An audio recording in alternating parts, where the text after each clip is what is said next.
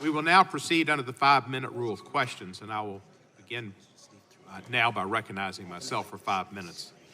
Mr. Tanahashi Coates, in your article, The Case for Reparations, you state 250 years of slavery, 90 years of Jim Crow, 60 years of separate but equal, 35 years of racist housing policies. Until we reckon with our compounding moral debts, America will never be whole. Why should the federal government bear responsibility for economic and social damages to the descendants of the enslaved? Thank you, Chairman Cohen. I think the most obvious reason is because the federal government is complicit in it. The article that you spoke about,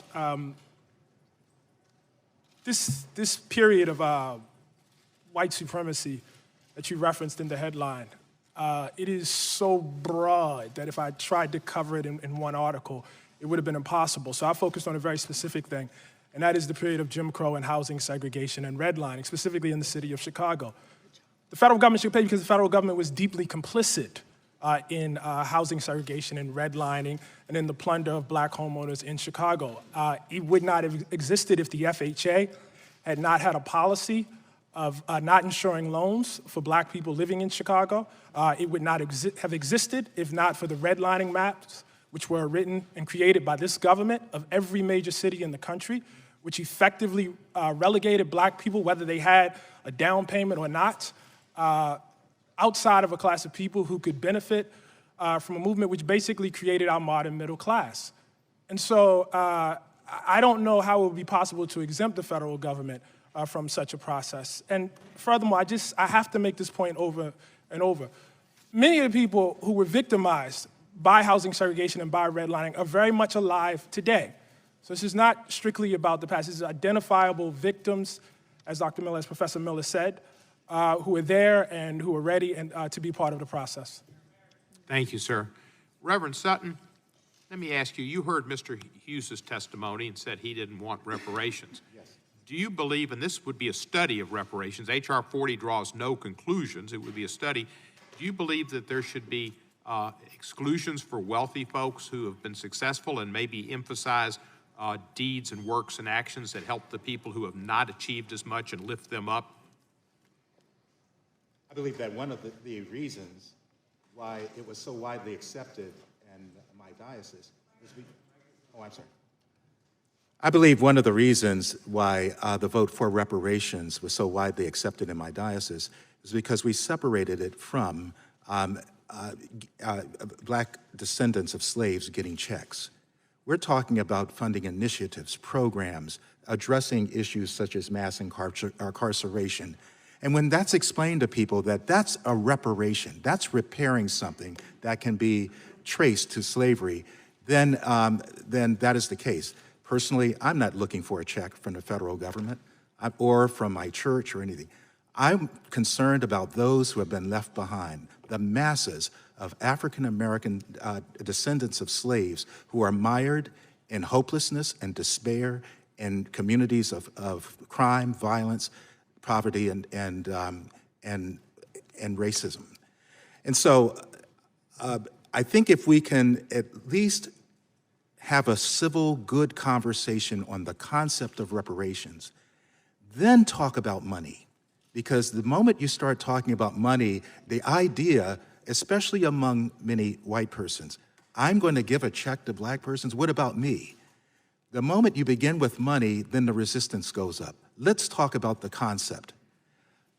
Finally, in relation to your question, we have a problem in this nation of being able to talk civilly about race. And when I'm talking for reparations, I'm talking about those left behind, but I'm actually talking to my white brothers and sisters. You need this more than we do. You need this for your soul. You need this to be able to look black persons in the eye and say, I acknowledge the mistake, and I want to be part of the solution to repair that damage. Thank you, Reverend Sutton. And as Reverend Sutton speaks to the soul, Dr. Malvo, you speak to the economics, and if some of this efforts to remediate the past, as Dr. Ogletree had spoken about, massive flux of monies for health and education and job training, if some of that went into areas where there are large concentrations of descendants of slaves that have not succeeded for a myriad of reasons, and if some of that went to white folks who were there who also are living in bad conditions, would that be a problem, do you think, Dr. Malbo, or would that just be helping everybody that's in a miasma? Chairman Cohen, it's really interesting that right this minute, as we're having this hearing, Reverend William Barber is having a hearing on poverty. So this is a great day for economic justice issues. Poverty is a problem in our nation, but you can't fix poverty, nor can you fix inequality unless you deal with racism. And dealing with racism is about dealing with reparations. I'm with the Reverend here, and I don't care about a personal check made out to Julianne Malvo or anybody else, but how about we fully fund our historically black colleges and universities? How about, once upon a time, Brother Chairman, we had more than 100 black-owned banks. Now we have 23. How come? Again, the devil is busy. Pernicious legislation that basically caused people to lose banks, changing in reserve requirements and things like that. Gentrification, while you have empty swaths of land all over our nation, why not deal with that? So I respect your question about areas, but I think that really does speak to our dis-ease, our uneasiness in talking straight up front about race. Race is our nation's second original sin. The first was what we did to Native people. Okay, but racism, enslavement was our original sin, and we got to deal with reparations by dealing exactly with that.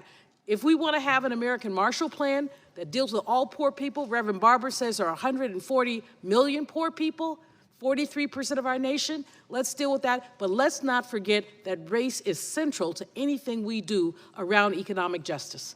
Thank you, Doctor. My time has expired, and I recognize the ranking member, Mr. Johnson, for 5 minutes.